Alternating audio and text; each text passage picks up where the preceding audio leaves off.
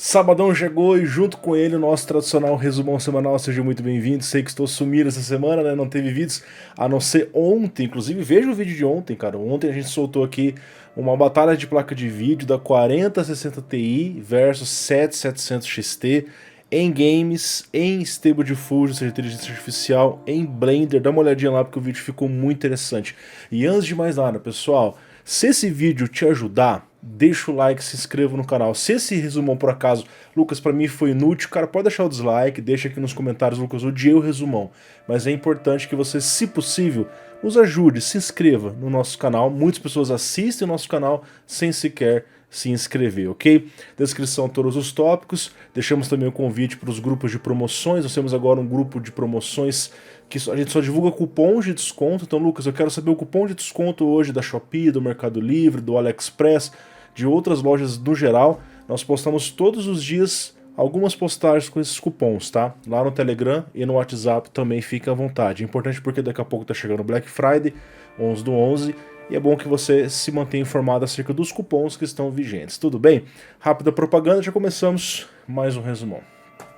Windows e Office barato é na GVGMall. Ao pesquisar por Windows, encontramos dezenas de opções para um ou mais PCs entre Retail e OEM que ativam em um PC de maneira permanente. Ao utilizar o cupom PH25 no carrinho, seu Windows 11 Pro OEM sai por apenas R$ 122 e o Windows 10 Pro OEM por R$ 84,15, podendo também utilizar para ativar no Windows 11, disponível em inúmeras formas de pagamento, inclusive PayPal. Basta então ir no Windows, selecionar para ativar o sistema, digitar a chave que você recebe por e-mail e pronto, Windows ativado. Clique nos links na descrição e saiba mais. Bom, pessoal, começando aqui com a Gigabyte, que está lançando uma plaquinha PCI Express 4.0 com suporte a Thunderbolt 5. Aqui vocês estão vendo como é essa placa. Esse tipo de placa dificilmente aparece no Brasil, a não ser que você se aventure em importar ela pagando uma fortuna aí nas taxas, né? Então, Gigabyte Thunderbolt 5, o nome dela é bem sugestivo, oferece até 80 gigabits por segundo. Na verdade, essa placa ela pode entregar ali no modo assimétrico 120/40 gigabits, tá? Tem o suporte a carregamento rápido de 100 watts, USB PD, que é uma carga bem interessante.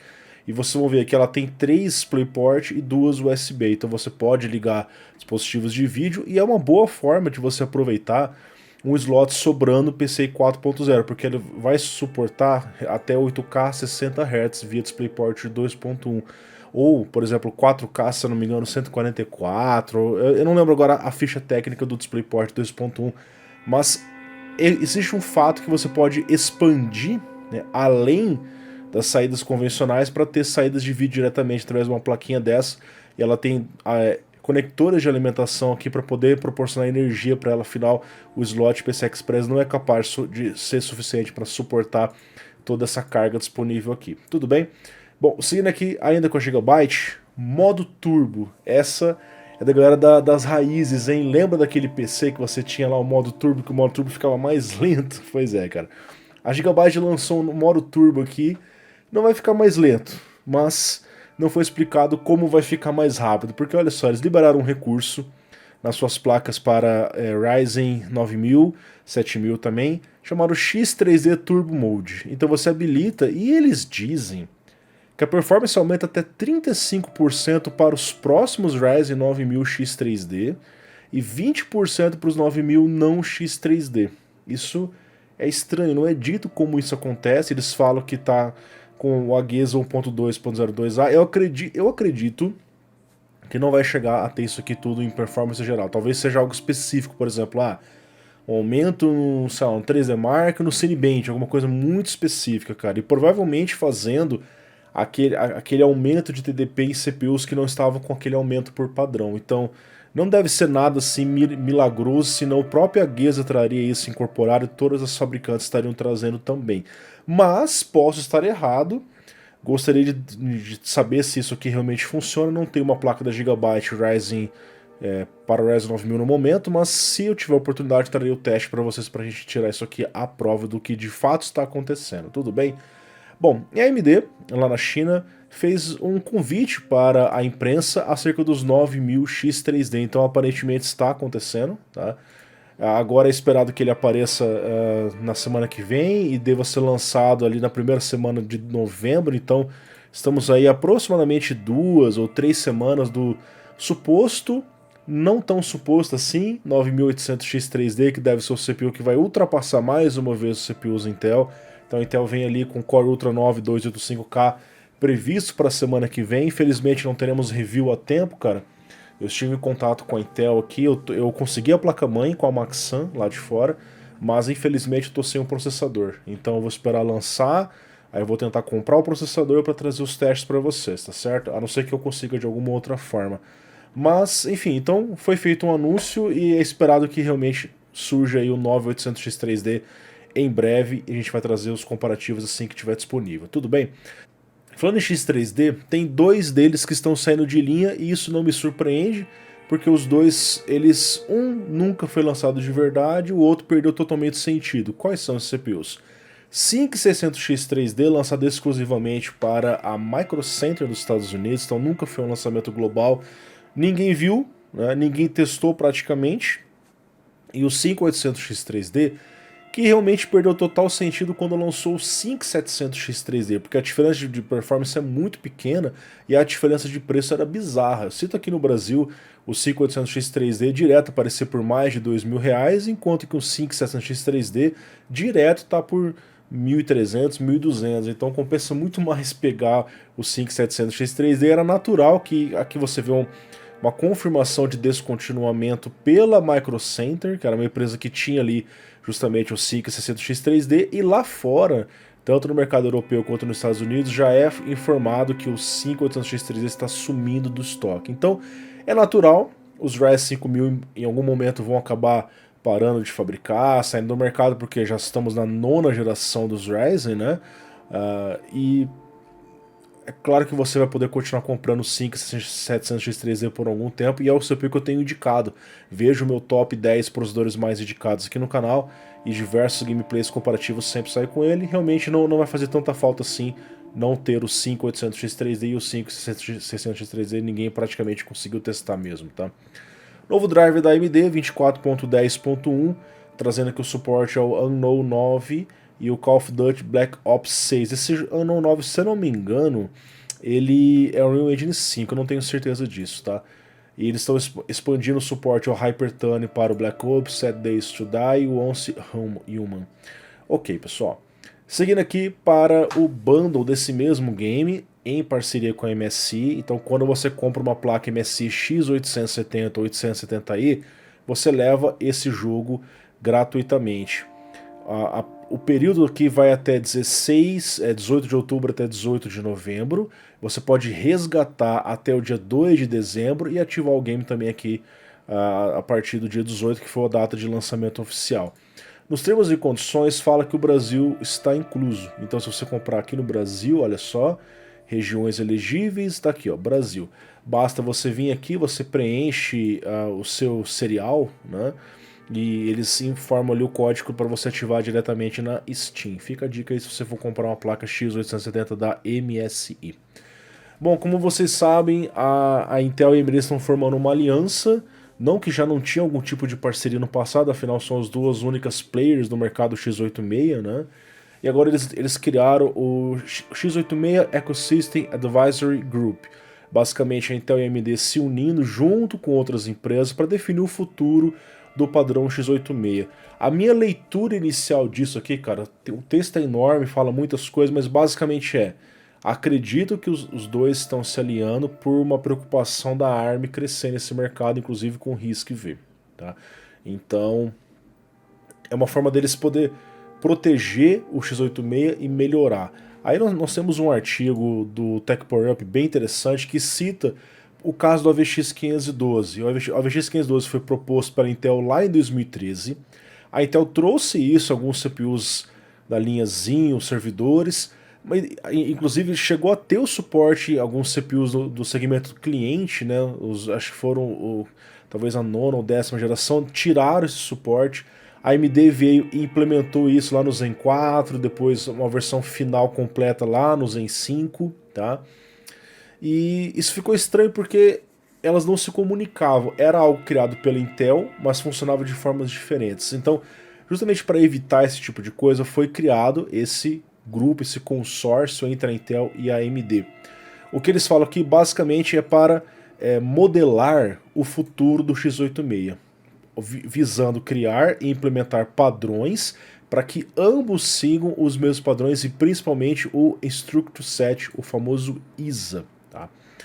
Então eles citam que uma das coisas que realmente ficaram inconsistentes foi a VX512, e eles querem justamente quando for criar novas instruções que ambas Intel e AMD sejam plenamente compatíveis entre si. De uma certa forma vai ser muito bom se eles conseguirem trazer esse tipo de coisa, tá certo?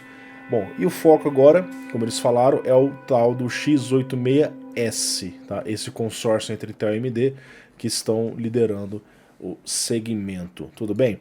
Ainda sobre a Intel, um usuário que já teve acesso, eu não consegui trazer para testar, mas alguém já tem um CPU, o cara fez o delete, não é certo qual é o processador, mas a gente vê aqui pelos tiles, né, que é o CPU completo, então não tem como questionar que não é. Então ele tem os 8 núcleos performance, 16 eficiência, o grupo de núcleos e o I/O. E ele fez o delete. Então ele tirou ali, já foi corajoso, hein, cara, fazer delete de CPU que nem foi lançado, né? Com o risco de você danificar o die. O cara já tirou a capa pra gente poder ver como é que tá a parte interna do processador e realmente é bem bonito. Geralmente esse tipo de técnica é para avisar a temperatura. Você observa por que o hotspot de temperatura foi elevado. Esse aqui é a parte dos núcleos, ó. Então ele ficou mais deslocado para o canto superior direito, né, ao invés de ficar no centro como era antes. E isso pode causar problemas com temperatura, a gente vai observar isso nos futuros reviews em breve, tá certo? Aqui nós temos uma descoberta curiosa, pode ser apenas um erro. O Momo Us, que é um cara que sempre vaza muitas coisas, lá no site de suporte da Intel, tem um tal de um 295K. Eu ainda vou ter dificuldade para acostumar com esse nome. Não sei se você se lembra, mas o CPU mais forte que a Intel anunciou foi o 285K, tá? Que remete a algo parecido com o i9 10850K, lá da 10ª geração, e a gente sabe que depois existiu o 10900K. Então a grande pergunta é, será que o 285K não é o melhor? Será que um sucessor real do 14900KS seria eventualmente um 295K como apareceu aqui, que pode ser apenas um erro, né, de digitação, ou realmente pode ser um futuro novo processador spoilado pela própria Intel.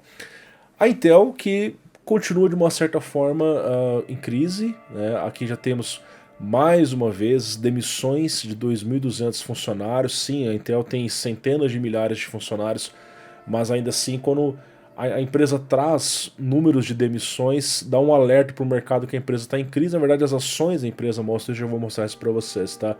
Então o que eles falam acerca do Gaudi 3, que é o seu acelerador de IA?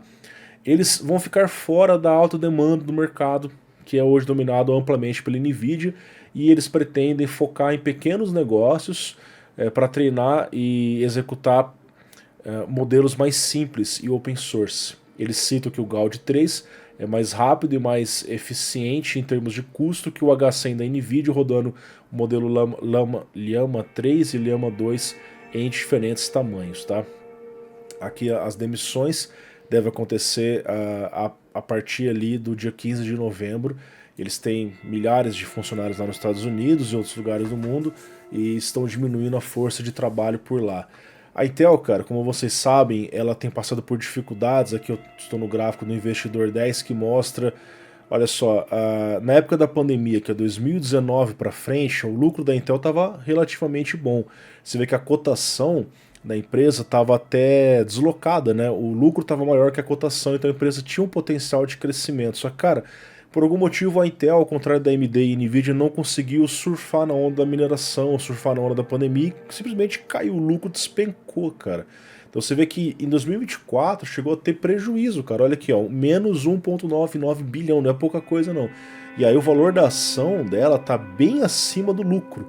Isso significa que a ação pode simplesmente continuar despencando, apesar que o lucro agora deu uma reerguidinha nesse finalzinho, né? Mas ainda está muito baixo, cara.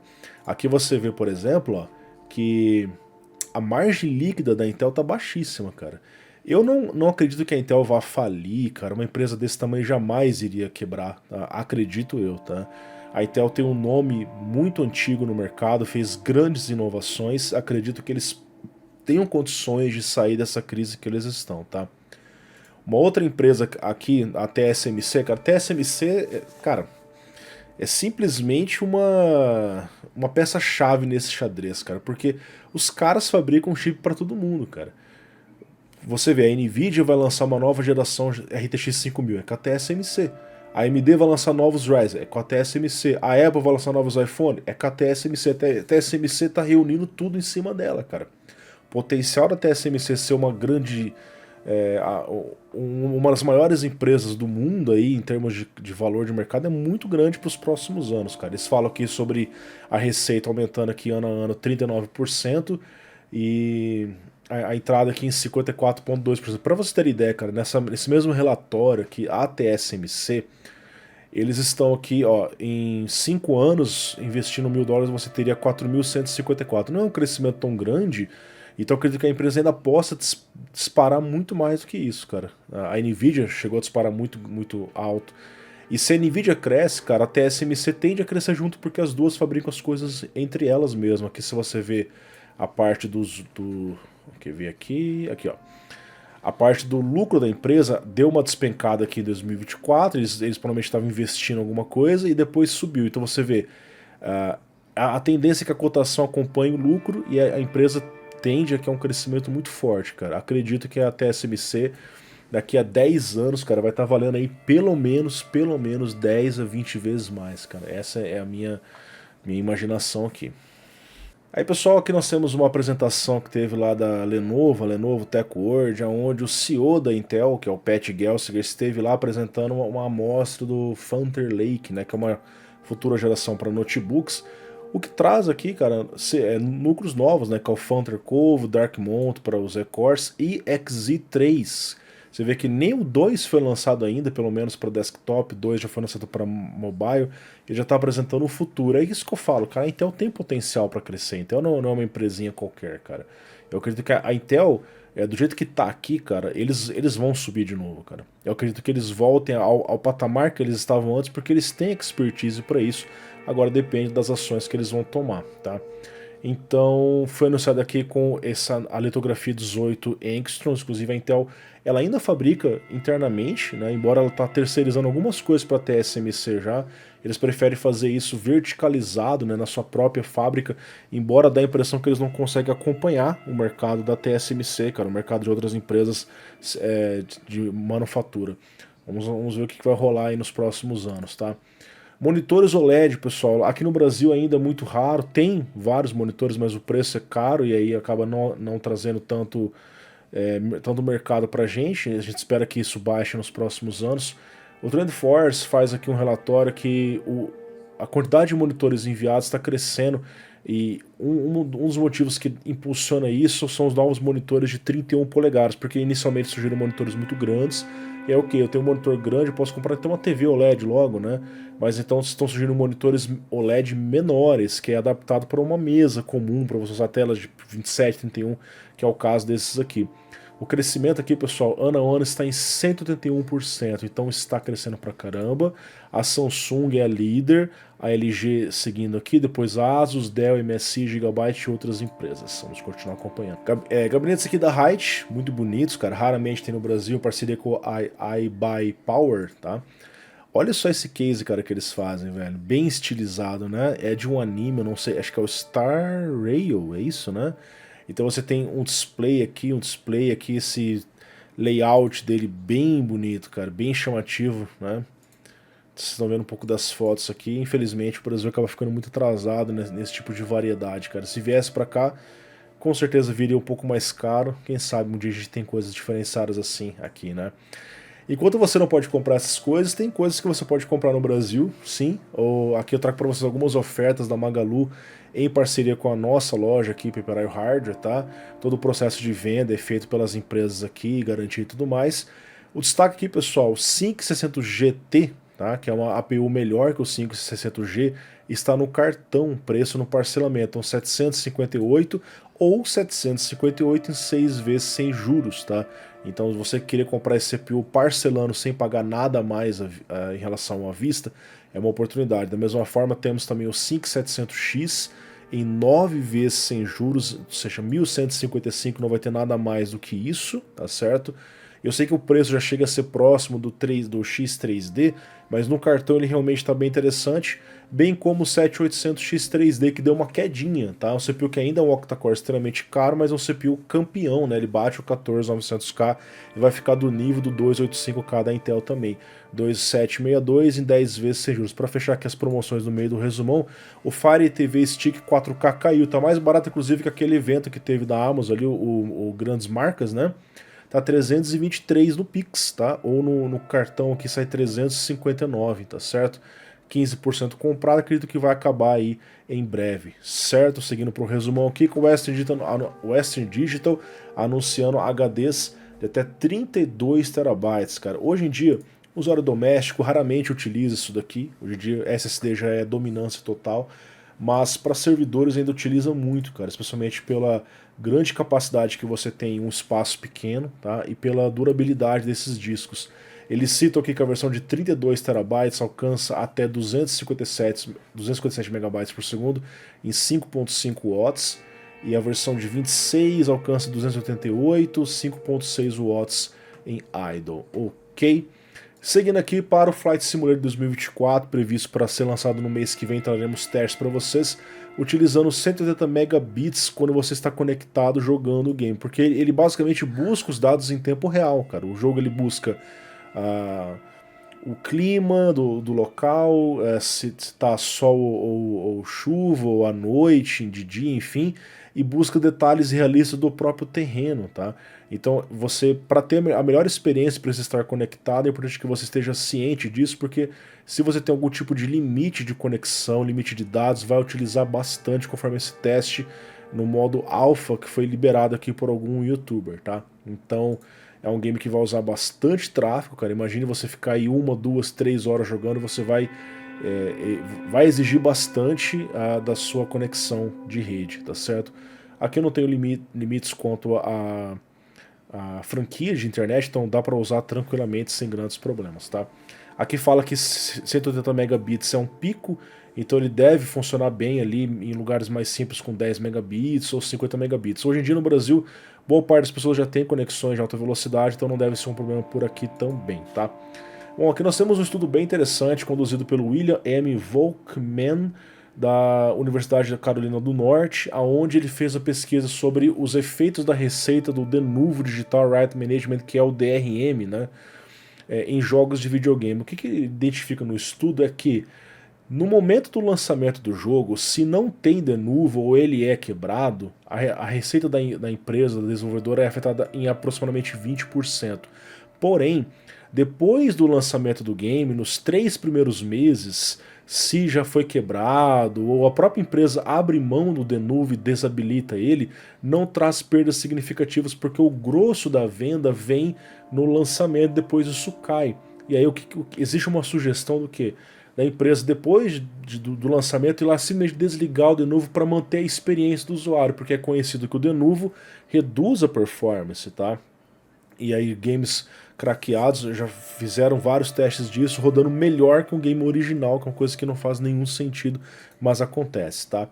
Outra coisa que talvez não faça tanto sentido, né? Poxa, a PlayStation lançou o PS5 Pro, ele é mais rápido, é mais caro, sem toda a controvérsia, mas a Microsoft não anunciou um Xbox Series mais forte, ao contrário, lançaram apenas uma atualização usando um chip 6 nanômetros da mesma arquitetura, tá? Da mesma GPU, sem mais núcleos. Então, esse update, esse novo Xbox, ele é focado em trazer novos designs de cor, é uma opção sem disco e mais armazenamento, inclusive corrigindo um problema, cara, que era muito sério no Xbox, que era o quê? Você quer ter mais SSD? Ok, compra um dispositivo proprietário, isso nunca dá certo, enquanto que a Sony, no PlayStation, você poderia colocar um SSD Gen 4 convencional, PCI Express NVMe, e você conseguia fazer expansão sem problema nenhum. Então foi trocado aqui o chip de 7 nanômetros para 6 nanômetros, aqui você vê a foto lá pelo Austin Evans que passou pra gente. Aqui está o PCB Series X 2024, muito parecido, né? Muda uma coisinha ou outra apenas. Aqui você vê o cooler que na versão 2024 ele parece um pouco mais robusto, alguns heat pipes de cobre aqui. E, inclusive ele chega a ser um pouquinho mais pesado, é isso, né? Ok, ele chega a ser um pouquinho mais pesado. Bom, em relação aos consumos, então a principal vantagem, já que é uma APU mais recente, né, o Series X do original sai de 60 watts em idle, 167 em load para 39 em idle, realmente ele reduz bem, e 151 em load. É uma melhoria, porém 4 anos depois, apenas uma melhoria discreta no consumo, tá? E uma redução de $50 em relação ao preço original, 499 para 449, tem uma versão Galaxy Black Special Edition de 2 TB por 599. Tudo bem? Pessoal, lembra daquela placa Moore's Thread, aquela placa chinesa? É interessante que haja concorrência, existe a possibilidade dela futuramente aparecer em mercados globais, né? Quem sabe? O diferencial agora aqui, pessoal, eles trouxeram finalmente suporte DirectX 12, até então só suportava DX9 e DX11, então se perdia uma porrada de jogos recentes, só lança o DX12, e agora eles falam que pelo menos 500 novos jogos que suportam DX12 já estão funcionando na Moore's Threads, que é bem interessante, tá? Em relação aos testes de desempenho, cara, a gente vê aqui no 3D Mark Time Spy, ela está fazendo 3.452 pontos, que é próximo do que faz uma Radeon 890M, que é aquela GPU integrada, até robusta, né? Do Ryzen AI 9 HX 370, mas ainda é uma APU, tá? Isso aqui é uma placa de vídeo completa contra uma APU, então realmente ela ainda tem muito o que melhorar. No Steel Nomad ela fez 52% mais desempenho que a 890M, já é um resultado mais interessante. Porém, pessoal, o DX12 só suporta o Feature Level 11.1, então fica de fora o suporte ao Mesh Shaders, Rainbow Rate Shading, Sample Feedback, ou seja, em jogos como Alan Wake 2, cara, a performance vai ser terrível. Então ainda tem muito o que melhorar, como é dito aqui, está em progressos a passos de bebê, mas a gente espera que isso melhore no futuro, tudo bem? Bom, agora aqui no campo dos rumores e vazamentos, pessoal, entendo que vai aparecer aqui como algo não confirmado, potencialmente vazou aqui no Board Channels que a Nvidia iria lançar a 5090, 5090D, 5080 em janeiro de 2025 na apresentação da CES, iria anunciar 5070 e 70 Ti em fevereiro e a 5060 e 60 Ti em março. Então, as três linhas, 90, 80 em janeiro, 70, 70 Ti em fevereiro, 60, 60 Ti em março, um mês de distância, tá? Por hora, não tem uma confirmação, é apenas o vazamento. Em termos de especificações, cara, tudo muito obscuro. Provavelmente 5090 e 5080 estão corretas, as 5070 por hora especula-se que teria 192 bits e 12 GB de memória, assim como é hoje a 4070 Super. Tudo bem? Bom, 6750GRE pode ser uma decepção. Isso porque, segundo vazamentos recentes, ela iria vir com a Navi 32. De novo, outra Navi 32, cara. Lembra quando a AMD lançou a 7600? Beleza. Aí lançaram a 7600 XT. Com a mesma GPU, só mudou a memória. A placa aparece às vezes por 2.500 no Brasil, preço bizarro que não faz nenhum sentido, cara. Só tem mais memória, o desempenho é basicamente o mesmo. E a 765 da GRE seria uma esperança de ser uma placa entre a 7600 XT e a 7700 XT. Mas não, ela acabou, segundo os novos rumores, vindo com a mesma Navi 33 e não com a Navi 32.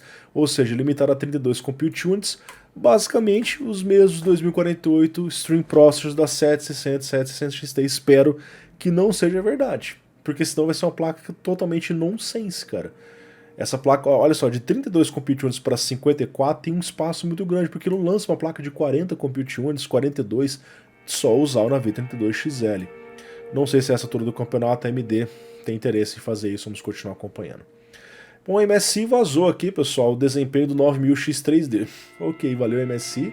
Aqui temos esse gráfico onde eles mostram 7950X3D contra o 9000X3D, 16 núcleos, confirmando que haverá um CPU de 16 núcleos, ganhando performance em jogos, 4% Shadow of the Tomb Raider, 11% Far Cry e no Wukong 2%, é um jogo que não fez tanta diferença, porque é totalmente GPU bound. E já o 9000X3D Octa-Core, que seria o 9800X3D, está ganhando 2%, 13% no Far Cry, 2% no Wukong. Também testam em comparação em cenários de renderização. Então aqui no Cinebench, o 16 núcleos X3D ganhando 0,2... Não, ele está perdendo na verdade aqui do 9950X, que é natural que às vezes acontece isso, por conta do 3D ter uma ênfase um pouco menor em trabalho, mas em relação aqui, por exemplo, ao 9700X, o 9800X3D, ele está ganhando em relação a ele, tá? Então, por hora é isso, tá? Vamos ver se isso no futuro se traduz em realidade. Bom, aqui nós temos um rumor que a Intel e a AMD estão testando para suas futuras placas o novo conector de alimentação que hoje é amplamente utilizado pela Nvidia, que é o 12V2X6, uma versão melhorada do 12VH Power que causou tantos problemas nas RTX 4090, vocês se lembram disso. Agora, é intrigante a Intel e a AMD estar testando isso porque a gente sabe que esse conector ele facilita o uso de placas com altíssimo consumo de energia, só que a AMD já falou que não vai entrar no mercado high-end nessa geração.